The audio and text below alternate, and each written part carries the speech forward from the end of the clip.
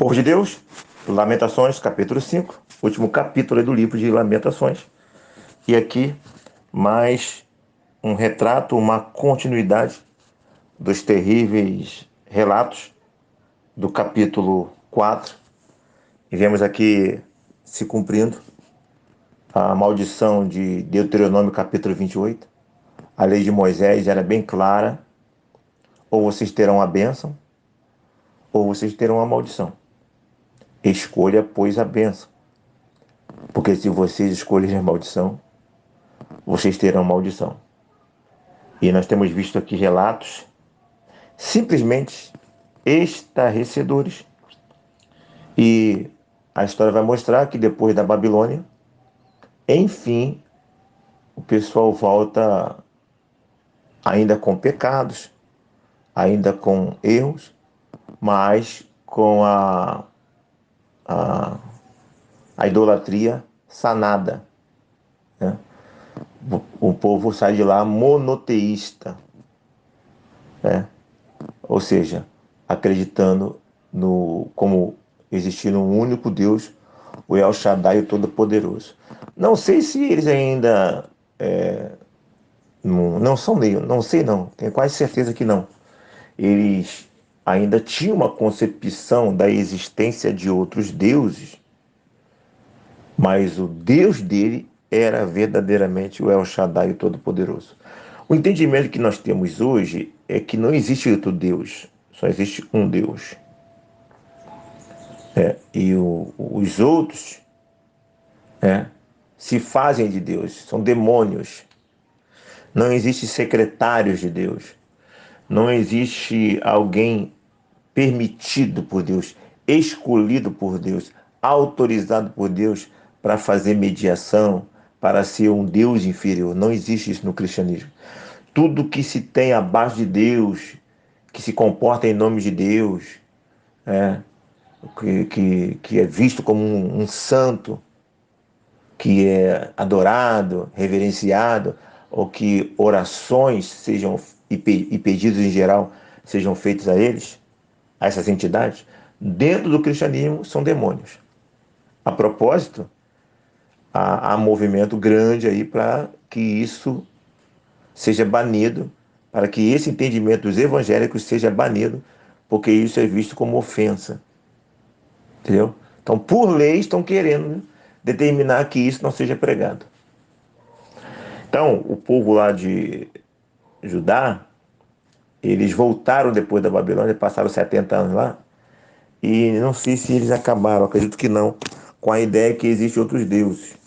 Mas, no mínimo, com certeza, eles passaram a ser monoteístas, ou seja, acreditar que verdadeiramente um único Deus todo-poderoso é o Shaddai, que não tinha a chance de perder uma batalha e depois de ganhar. Não tem aquele negócio de hoje ele ter o cinturão e amanhã ele poder perder o cinturão e depois voltar a recuperar o cinturão. Não. Ele é o Deus Todo-Poderoso e ele domina e determina tudo. E o próprio texto aqui vai mostrar isso. A ideia de que Deus não foi vencido por outro Deus. E o próprio texto vai mostrar que eles entendiam que Deus é que estava fazendo aquilo com eles. Ok? Versículo 2: a nossa herança passou a estranhos. Passou por causa de vocês, né? Não era para passar, é uma herança dada a vocês. Vocês escolheram isso. Né? Então essas heranças são como viúvas, né? As pessoas ficaram órfãos. Complicado. Versículo 4: a nossa água por dinheiro bebemos, por preço vem a nossa lenha, né? Versículo 5: os nossos perseguidores estão sobre o nosso pescoço. Estamos exaustos e não temos descanso. Então aqui, você lembra aqui que o pessoal, quando a Babilônia quando chegou, levou a maioria, né, uns 4.000 e poucos aí de pessoas dotadas de habilidade, e deixou uma turma lá, né? Deixou uma turma lá em Judá. Essa turma foi dominada. E essa turma, ao ser dominada, trabalhando na terra E aí, mesmo assim, tinha que pagar as coisas, estavam sob julgo da Babilônia. Então, viviam como escravos. Então, por isso eles tinham que pagar, né? Tinham que trabalhar para comer, tinham que trabalhar para beber. As poucas coisas que restaram lá, vamos dizer assim, de bem, que se era um pouquinho, eram negociadas, né? Então, eles produziam nesses anos, e o que produziam tinha que comprar água, comprar comida e comprar caro, né? Então, praticamente, eles trabalhavam para se manter vivos, para não morrer de fome, né? E mesmo assim, muitos não suportavam e morriam, né? Mesmo porque se você tem que trabalhar muito e você come pouco, você começa a ter problema de saúde, é complicado, não é isso?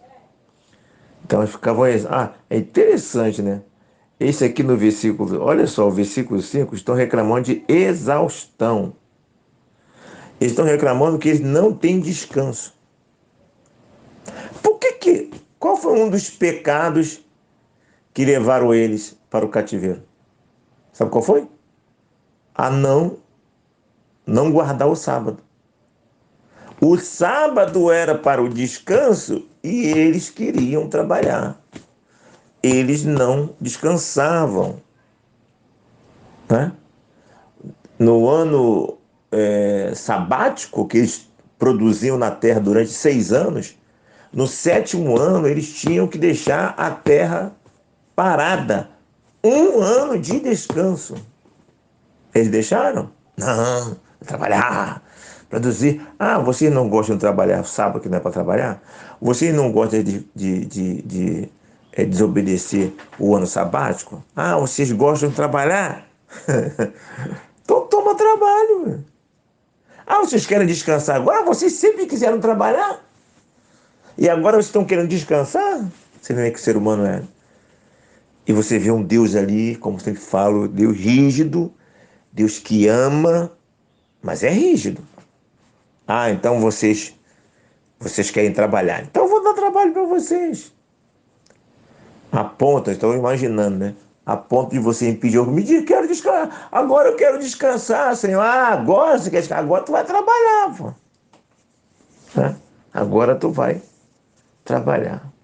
Aí, versículo 7, porque ele vou falar dos pais dele que pecaram. Não. Os textos falam, as referências mostram que eles pecaram mais que os pais dele. Jeremias, por exemplo, 3, 23, 25 aqui na nota de rodapé da Bíblia Plenitude, Jeremias 16, 12, vai mostrar que eles pecaram mais do que os pais deles. Eles pecaram mais que o povo estrangeiro. Já falamos no outro capítulo, Sodoma e Gomorra. Judá foi pior do que o Reino do Norte. Eles eram cínicos. Então não tem desculpa, né? Os pais de vocês pecaram e vocês foram além dos seus pais. Versículo 8. Escravos dominam sobre nós, né? Aqui não se sabe exatamente que escravos são esses, mas possivelmente são os oficiais do governo, segundo Champre, os oficiais do governo da Babilônia, né? Que antes podiam ter sido escravos da Babilônia de outros povos, e depois eles foram galgando, né? Postos um pouco mais elevados, passaram a liderar. Ou seja, escravos que ganharam postos de liderança, de encarregado, né? De supervisor. E aí estão. E lá na maldição, lá na lei, está dizendo que se eles pecarem, eles iam ser dominados por escravos. Olha só. Chamados para dominar, dominados como escravos. Como foi dito, chamados para ser empresários. E agora nem funcionário são escravos, que é pior, sem direitos. Porque o funcionário tem direito, mas o escravo não tem direito nenhum, né? Está reclamando de quê? Foi isso que vocês pediram. Entendeu? Então, pessoas que não tinham posto nenhum, pessoas de baixo clero, povão, estavam dominando sobre eles. Algo simplesmente impressionante. Ah, versículo 11, terrível versículo 11. Forçaram as mulheres em Sião, as virgens nas cidades de Judá. É outra coisa que estava lá na lei também, em Deuteronômio capítulo 28. Vocês perderão as mulheres de vocês para povo estrangeiro. Então essas mulheres foram raptadas, estupradas, violentadas sexualmente. Aí vem a pergunta: de alguma maneira essas mulheres eram vítimas? Tinha participação também. Tinha participação também. Né? A mulher não é aquela coitadinha que está lá, como a gente pensa, que não tem voz nenhuma. Lembre-se de Sara lá com Abraão, no período patriarcal longínquo. Não é isso? Lembra de Abigail, Débora, a, aquela esposa de Acabe, Jezabel, entendeu? As mulheres tinham, já apesar de ter a realidade patriarcal, elas tinham voz, elas colocavam pressão, Mical com Davi, elas tinham poder de influência grande. Lembra da rainha lá no Reino do Norte? Lembra aí no caso, a Thalia, né? Mulher. Lembra ali da mulher de. Eu sempre confundo, é Mardoqueu, ou outro lá que eu esqueço o nome agora, que influenciava ele, aquela história de Esté com Mardoqueu e o outro, esqueci o nome agora. Que a mulher do homem que fez a forca lá influenciava muito ele. Lembra de Vasti, a postura dela com o rei, de não vou me apresentar nada. E aí perdeu o reino. Então a mulher, ela tem, no sentido geral, ela tem poder de influência, ela tem como influenciar, ela tem como se posicionar. Então ela está sofrendo aqui, me parece, eu penso, que elas também tiveram participação no processo. Entendeu? Com certeza. Agora os filhos não. Aí já é mais difícil. Os filhos, aí, consequência de pecado do pai. Ok? Isso aí é uma lição didática. Ó. Vocês pecam, os filhos de vocês vão pagar o preço também. Ok? Versículo 12: as faces dos velhos não foram reverenciadas. Né? Os idosos, né, que tinham tão prestígio durante o reinado, né, na cultura, na lei judaica, né, já era. Né? Velhos trabalhando, os jovens, versículo 13, trabalhando, né? Ao invés de brincar, de estar treinando para a guerra, se formando um soldado valente, está lá como escravo já no moinho, pagando o prejuízo de Deus de pequeno já, ralando. Os anciãos que, versículo 14, que também tinha um posto ali de juiz, de uma classe menor, é isso? Que julgavam questões menores, que eram referenciais, olha lá. Os anciãos já não se assentam nas portas, né? Não havia cântico do jovem, como é que o jovem vai cantar trabalhando? Está o tempo todo lá cansado. 15. Cessou o júbilo de nosso coração, converteu-se em lamentação a nossa dança. Né? A proposta era diferente. Se vocês me obedecerem, eu vou tirar o jugo do inimigo de vocês. Vou trazer alegria, gozo. Não quer obedecer, vai ser o contrário. O que era bênção se torna maldição. 17. Caiu doente o nosso coração. Estão abatidos emocionalmente. Assim como a enfermidade física, a enfermidade emocional arrebenta com qualquer um. Eles estavam arrebentados emocionalmente. Se o Jeremias, sem sofrer os danos da Babilônia, ficou abatido, o Jeremias sofreu os danos do povo dele. O Jeremias foi perseguido pelo povo dele e honrado pelo povo inimigo, que é a Babilônia, porque ele fez a vontade de Deus e a Babilônia sabia que Deus havia mandado ele profetizar aquilo. A própria Babilônia tinha consciência de que Deus estava por trás daquilo tudo. e que Jeremias estava de acordo com Deus.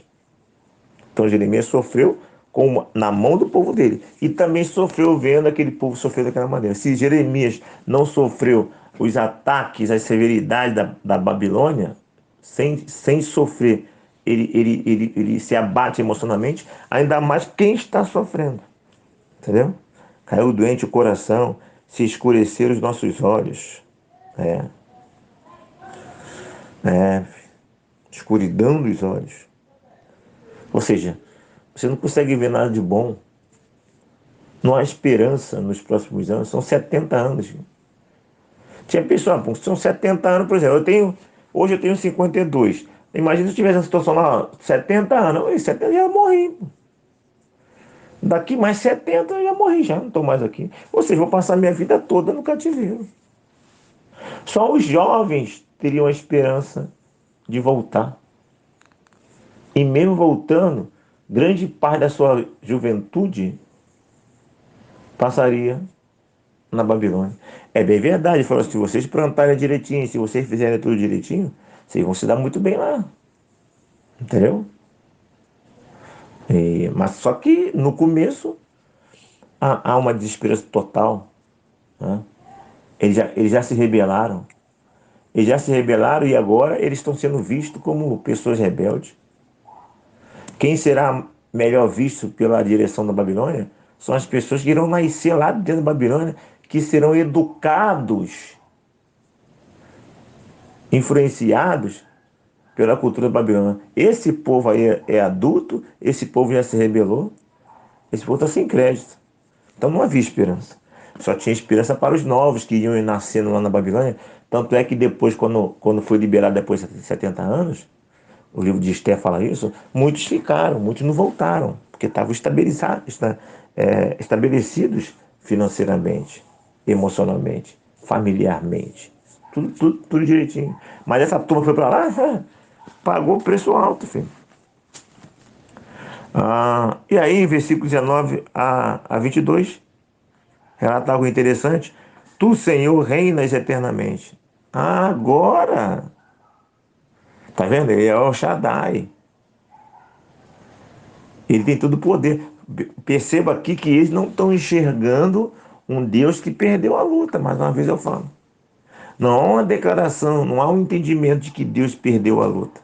De que outro Deus foi lá e dominou o Deus dele. Não. Eles têm a ideia clara de que Deus está fazendo aquilo e que ele domina. Já falei e repito, a própria Babilônia declarou isso. Tu, Senhor, reinas eternamente, o teu trono subsiste de geração em geração, porque te esquecerias de nós para sempre, porque nos desampararias por tanto tempo. Convertei-nos a ti, Senhor, e seremos convertidos. Se essa oração fosse feita antes. Como diz o texto de Isaías, né? Se meu povo, né, me adorasse, me servisse com sinceridade, né? Essa música com base no texto. Se fosse antes. O tempo todo em Deus provocando ali. Deus ameaçou e ameaçou de maneira severa, mas a ameaça tinha como objetivo dar uma sacudida, né, no coração do povo. Mas o povo não correspondeu. Deus dominar tudo contra a vontade, assim, nesse sentido, seria muito fácil, né? Nessa questão, eu falo, não, eu quero que vocês mudem. Vocês podem mudar. Deus poderia dar um estalo assim, ó, no dedo. Do nada eles se converteriam. Não, mas nesse caso é vocês. Eu quero a atitude de vocês. E se Deus está esperando a sua atitude, meu irmão, minha irmã, é porque você pode tomar essa atitude. É aquele clássico ensinamento. Você pode tirar a pedra.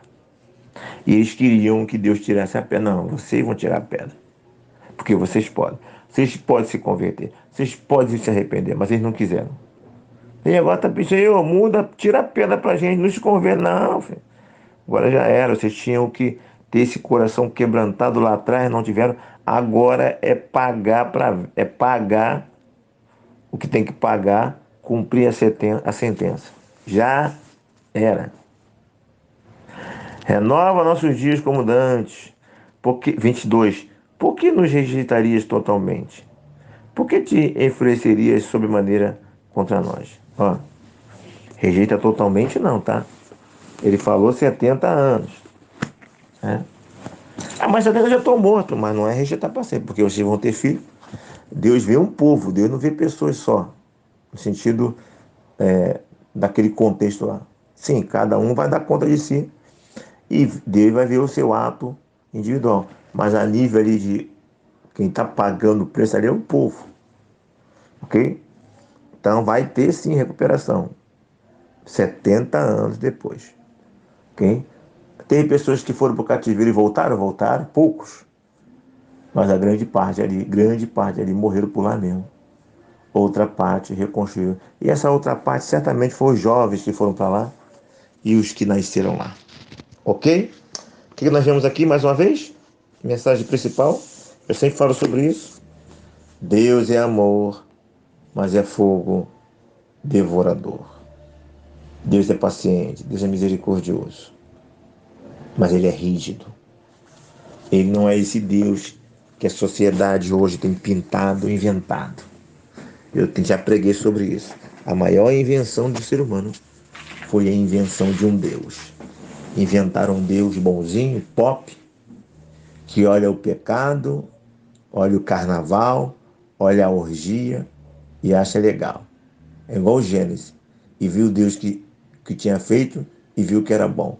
Para eles, Deus olhou o carnaval, Deus inspirou o carnaval, Deus inspirou as orgias, né? E aí Deus viu tudo isso e viu que era bom. É um Deus pop, popular, que olha o pessoal lá adulterando, olha o pessoal em revista pornográfica, como já viu em programa, né? Olha assim, e fala assim: olha, isso aí, esse corpo bonito aí eu te dei para que realmente você mostre, para que você seduza, para que você destrua a família, né? Para que os homens olhem para você e ficam loucos. Foi para isso que eu te dei esse teu corpo, essa beleza. E você está usando essa beleza no propósito que eu criei. É por isso aí. Então, eles conseguiram criar um Deus totalmente pop, brasileiro, né? Um Deus farrista, que adora um sambinha, adora um carnaval, adora uma rodinha com cerveja, né? Adora um baseado, né? Adora uma orgia sexual. Esse é o Deus que eles criaram. Deus esse que existia já em tempos antigos, nas culturas pagãs. E agora eles procuram rever, recriar essa realidade de Deus. É isso. Não esqueça de apoiar o nosso canal, se inscrevendo aqui e dando seu like, fazendo seu comentário. Aqui, Pastor Renê, pense em todas essas coisas e que Deus nos abençoe.